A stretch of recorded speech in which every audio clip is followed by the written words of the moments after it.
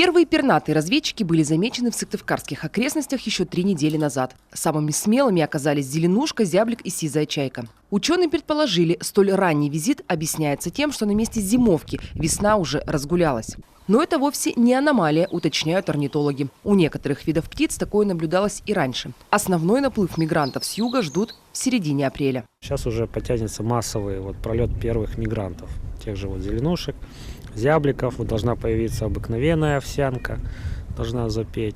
Чайки, серебристая, сизая, потягиваются, потому что на речке уже появляются эти проталины, свободная вода, где они начнут скапливаться.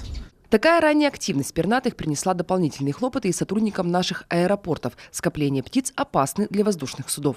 Орнитологи даже проводят специальные исследования миграционных потоков для региональной авиации. В период этих исследований выявлялись виды, наиболее угрожающие движению воздушных судов.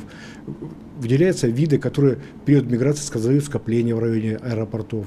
И по этим данным нами даются рекомендации, как улучшить орнитологическую обстановку в районе аэропортов. Это включает, конечно, в себя и как экологические факторы, это значит уменьшать привлекаемость аэропортов для этих птиц, выкашивать там своевременно траву, убирать кустарники, осушать какие-то водоемы и так далее, ограничить доступ к каким-то пищевым отходам.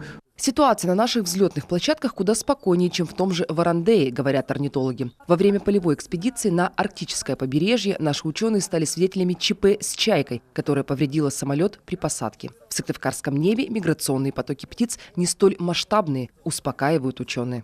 Всего через территорию нашей республики прилетает больше 140 видов птиц. Одни задерживаются ненадолго, другие даже гнездами успевают обзавестись.